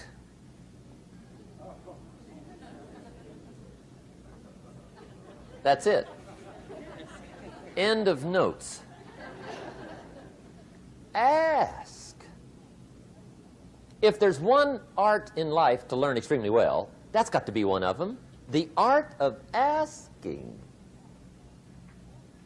What does ask mean? Ask means, what do you want? And the formula is staggering. It says ask and what? A guy ought to look into that.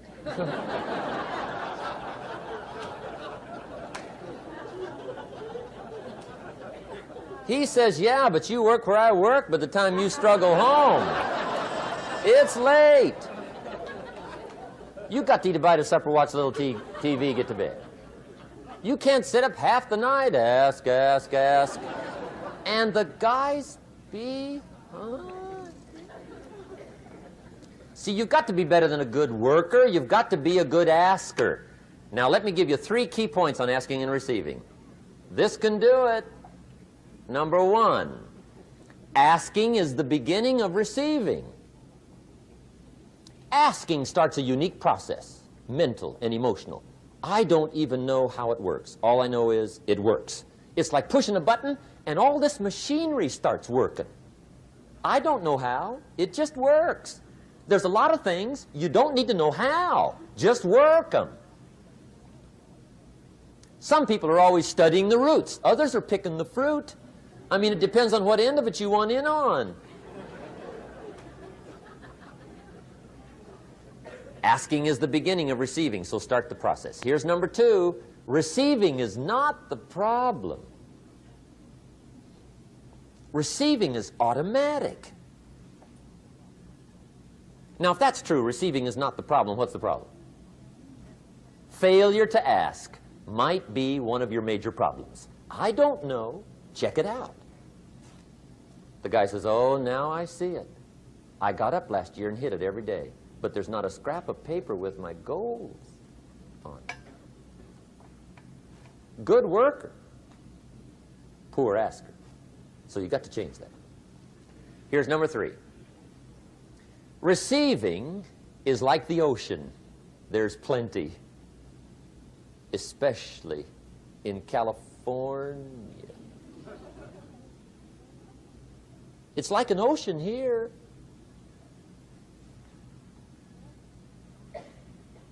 Success is not in short supply.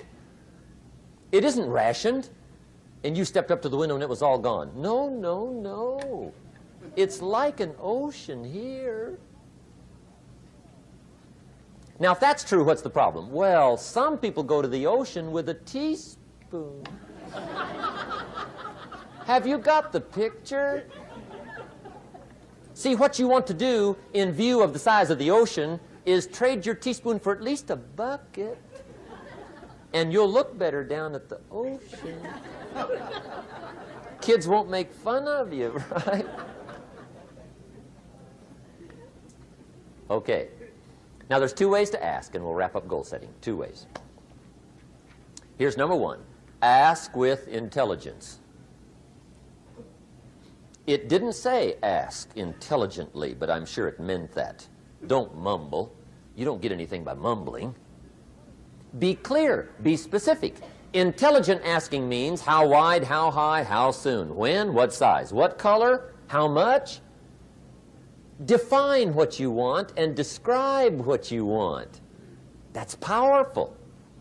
In the weekend seminar we teach, goals become like a magnet. They pull you that direction. And the better you describe them, the more they pull. So ask intelligently. Here's number 2. Ask with faith. That's the childish part of the equation. Believe you can get what you want like a child. Not an adult. Adults are too skeptical. So the formula really reads, make plans like an adult and believe in them like a child. And the most incredible things will happen. Just try it for 90 days. Just try it. You can always go back to the old ways. Just try it, just 90 days, 90 days. Now, here's the last qualifying phrase on goal setting, as we promised to qualify everything. And it simply goes like this. Remember, you won't get everything you want. And we've already studied the reason for that. Simply, sometimes it hails on your crop and rains on your parade.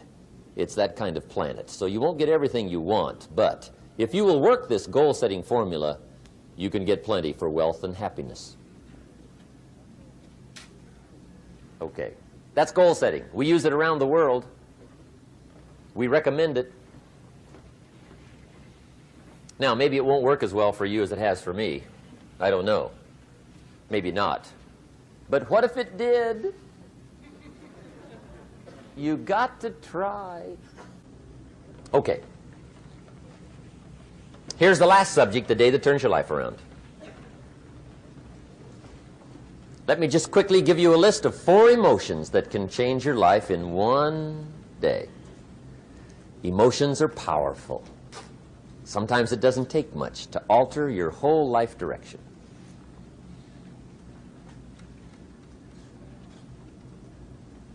Okay, here they are. Number 1, disgust. Powerful emotion. Disgust says, I have had it. See, that could be the day. The day you can say, I've had it. And whether you've had it with something small or something major, the day you can say, I've had it, may not be the day it ends, but the day it begins. That's what I said when that little Girl Scout left my door when I'm 25. I give her the big lie, she leaves, I say, I don't want to live like this anymore. I've had it with lying and being broke. Powerful day. The man's finally had it with mediocrity. He's had it with being a loser. He's finally had it with those awful sick feelings inside, knowing his wife is at the grocery store looking at 2 cans of beans, one marked 37 cents, one marked 39 cents. And the guy sick inside knows his wife's going to buy the 37-cent can, and she doesn't even like the brand. Do you know why she's going to buy the 37-cent can? To save 2 cents. The guy sick inside finally says, I've had it. Being on my knees in the dust looking for pennies, we're not living like this anymore.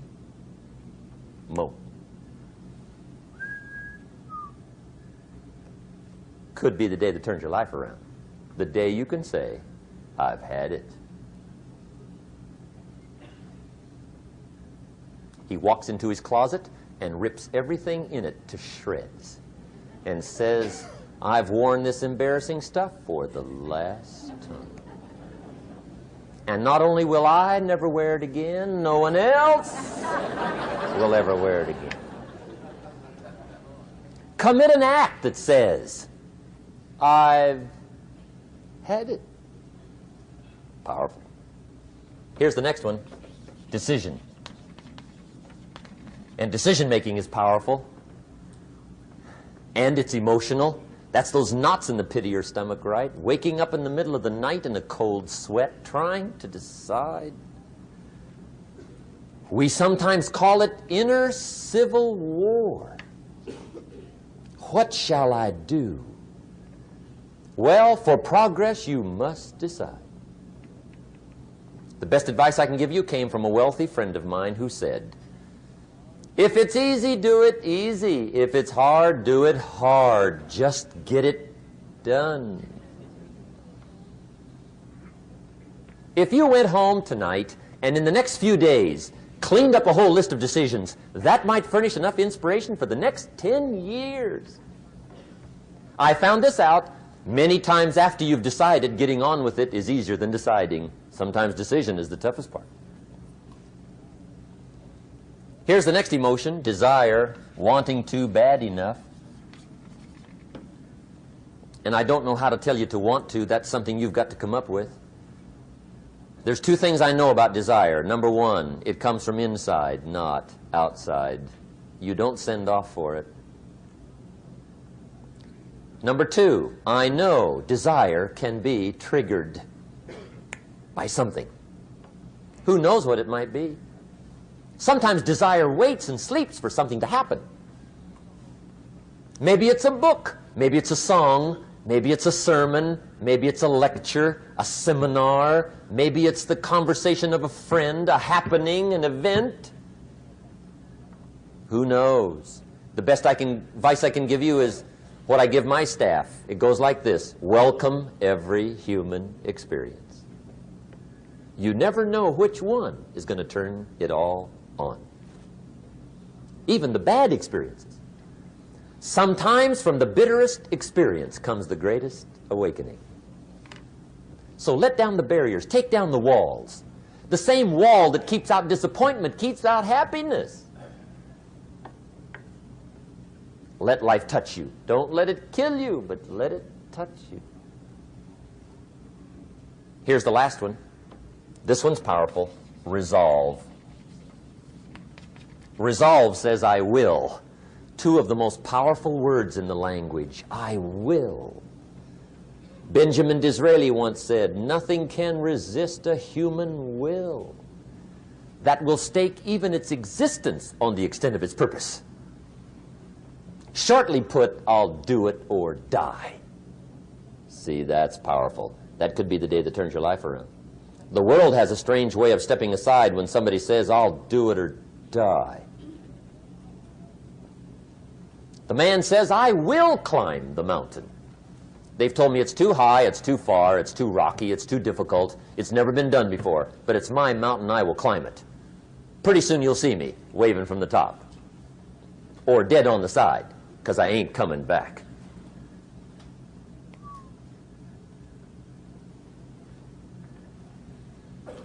The best definition I ever got from the word resolve came from a little junior high girl in Foster City, California, up north. I'm talking to the junior high kids one day. I love to ask kids definitions. They come up with beauties. I got to the word resolve and I asked, who can tell me what resolve means? And I got several hands, and they were all pretty good, but the last one was the best.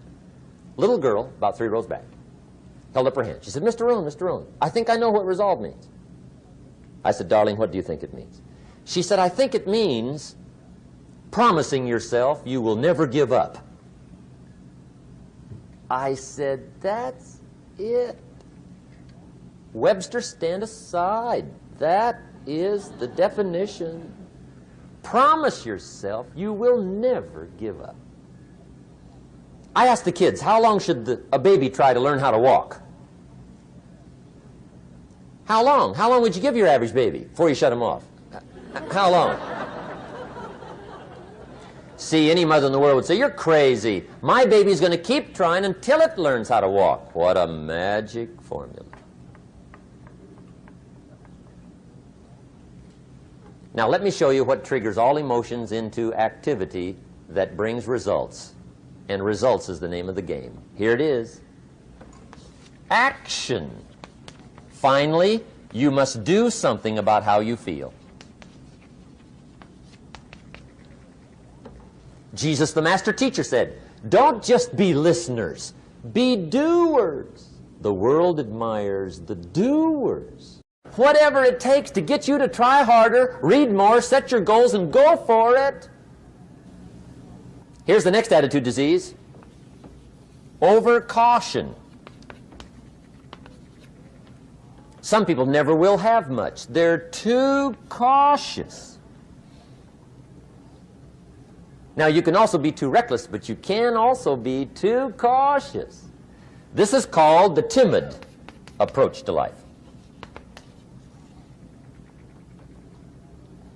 And my caution was always the risk. Risk used to drive me right up the wall.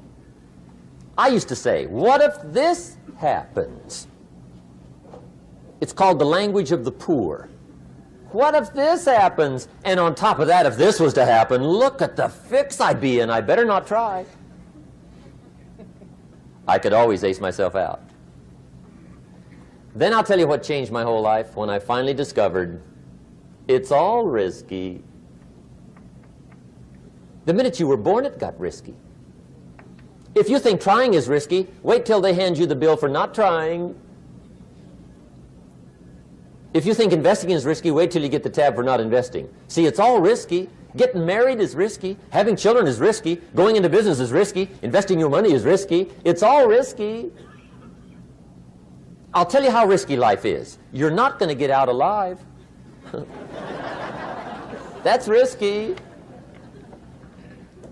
The Englishman says, well, if that's the way it's going to work out, let's give it a go. Right, that's what it's for. Give it a go.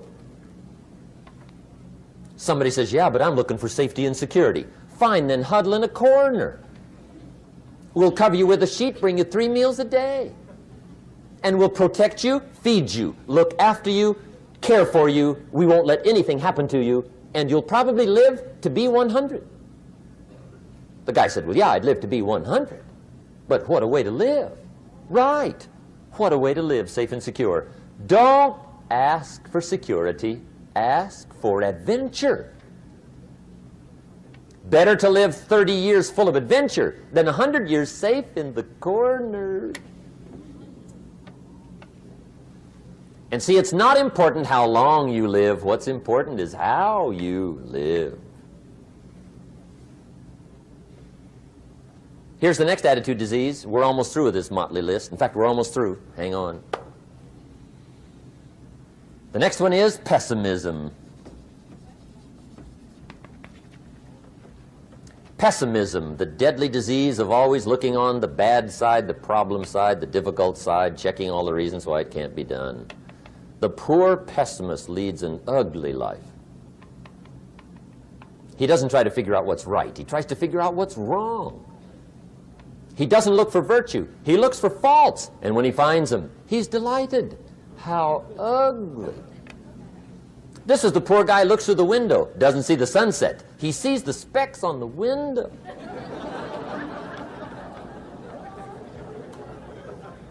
And this is the poor guy, right, who rushes up, takes such leave of his senses. This guy rushes up and he says, I've got 5 good reasons why it won't work. He's so dumb he doesn't know all he needs 1. He's got 5.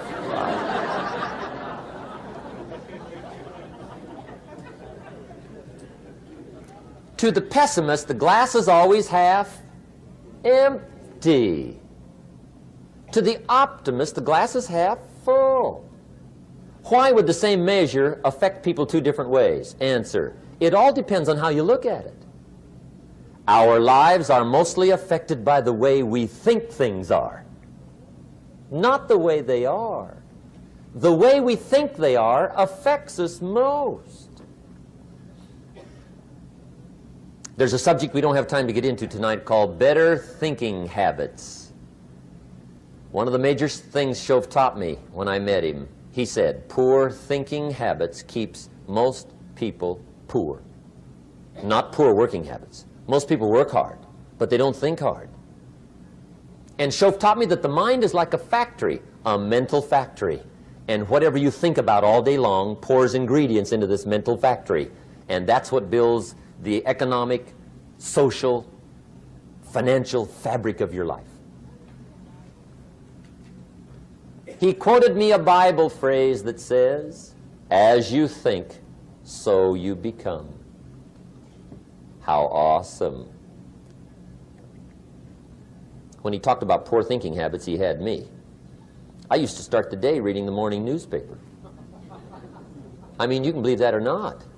I'd get a cup of coffee and read the paper. I'd load up on wars and riots and murders and stabbings and killings and bank robberies and muggings and car wrecks and tragedies. I'd even read the back pages. I seem to like that stuff for some weird reason. I'd load up on all that, and then I'd start the day. You can imagine the kind of days I used to have. You walk around on your financial knees. They call you economic peewee.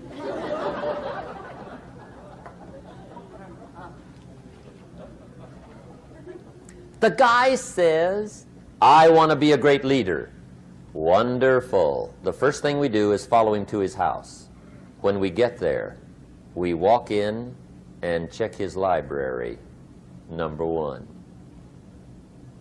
Somebody says, well, why check his library? The reason is because what a man reads pours massive ingredients into his mental factory, and the fabric of his life is built from those ingredients. You would not believe what some people have got in their house to read. You would not believe. One of the best dressed up words I know for a lot of it is trash. Can you imagine dumping a barrel of trash into this mental factory every day and coming out with a rich, dynamic, positive life? It can't be done. You might as well try making a cake with cement. The kids back in Danbury, Connecticut, high school, they're asking me questions one day. I'm talking to the kids. Kids got good questions these days.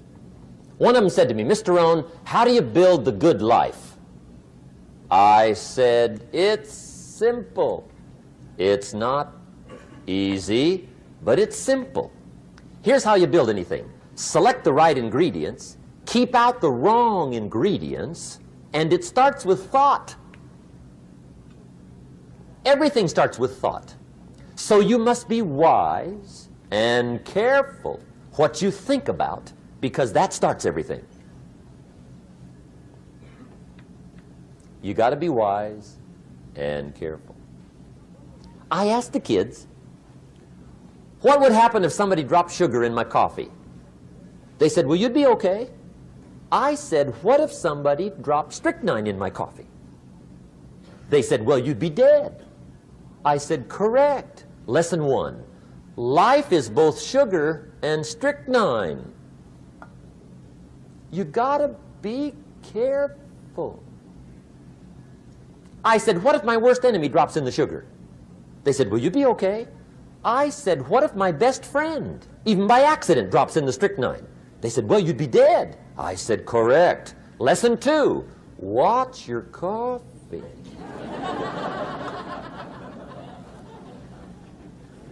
You got to be careful. See, it doesn't matter who hands you the bad stuff. It doesn't matter where you get the bad stuff. It'll still do its damage on your bank account, wherever you get it. Mr. Schoaf gave me one of the greatest phrases when I first met him when he said, Jim, every day stand guard at the door of your mind. How important. Stand guard at the door of your mind. And you decide what goes into your mental factory. Don't let anybody just dump anything they want to in your mental factory, because you've got to live with the results.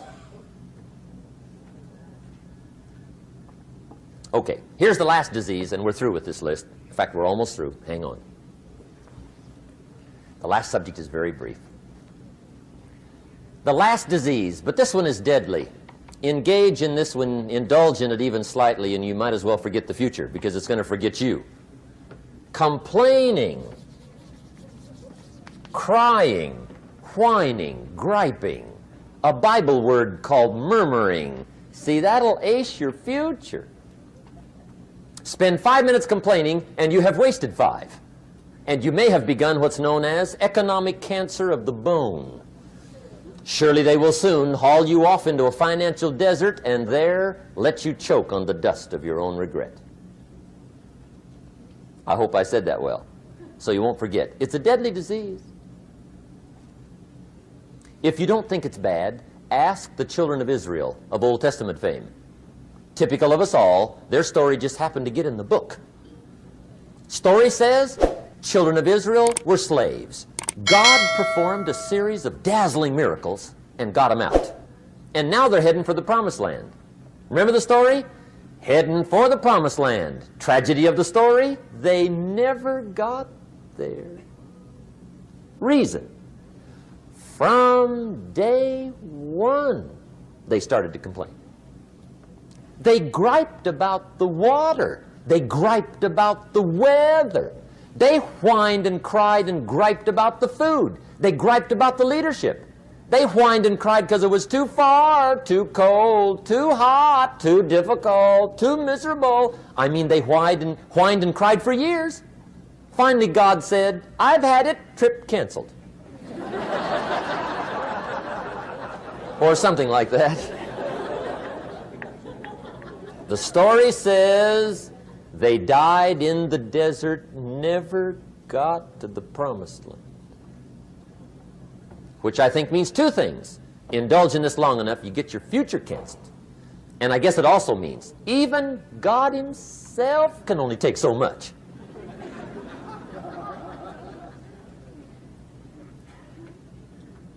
Okay. Just be on the lookout of the things that can destroy all the good you start. The war is on. And this evening, tomorrow, mentally, personally, socially, economically, you got to make sure you're winning the war. And this is part of it.